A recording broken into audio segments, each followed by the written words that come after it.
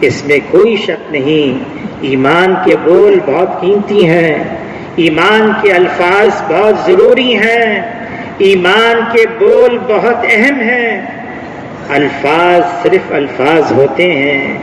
مولانا یوسف کاندھیلوی رحمۃ اللہ علیہ فرمانے لگے، الفاظ تو اشارہ کرتے ہیں حقیقت کی طرف، حقیقت کچھ اور ہوتی ہے۔ اس حقیقت کو حاصل کرنے کے لیے محنت، جہد، قربانی۔ مولانا الیاس صاحب رحمۃ اللہ علیہ کے ملفوظات میں ہے، میں نے اس کام کا نام تبلیغی جماعت نہیں رکھا، پڑ گیا، اگر مجھے اختیار ہوتا تو میں اس کا نام تحریک ایمان رکھتا۔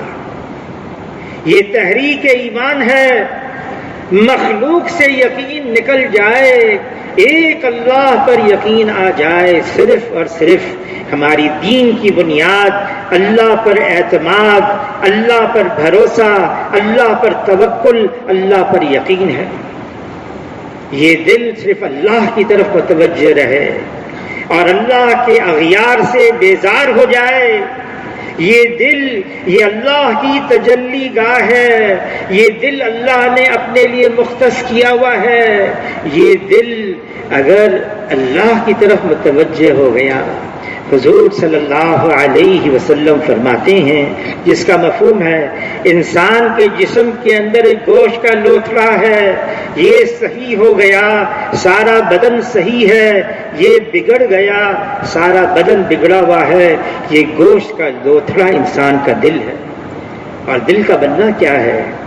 دل کا بننا یہ ہے اس میں صرف اللہ ہو اور اللہ کے علاوہ کچھ اور نہ ہو، میں ہوں اور اللہ ہو اور درمیان میں کچھ نہ ہو۔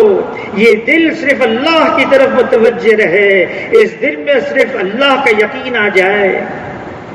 اگر دل میں فاسد مادہ آ گیا، مال، نقشے، چیزیں، منصب، عہدہ، دنیا، یہ تو دل ناپاک ہو گیا۔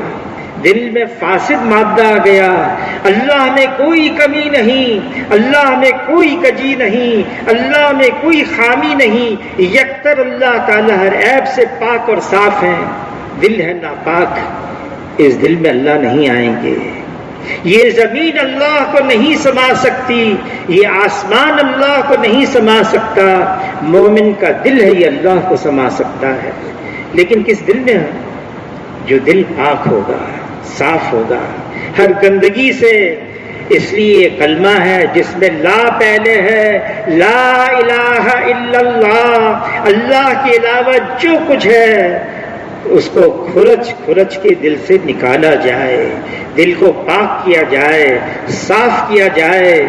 اور جب دل پاک اور صاف ہو جائے گا پھر اس دل میں اللہ آئیں گے۔ مفتی زین العابدین صاحب رحمۃ اللہ علیہ فرمانے لگے، ہم اور غیر باہم یکجا نہ ہوں گے، ہم ہوں گے تو وہ نہ ہوں گے، وہ ہوں گے تو ہم نہ ہوں گے۔ اللہ بھی ہو اور اللہ کا غیر بھی ہو اس دل میں، یہ نہیں ہو سکتا۔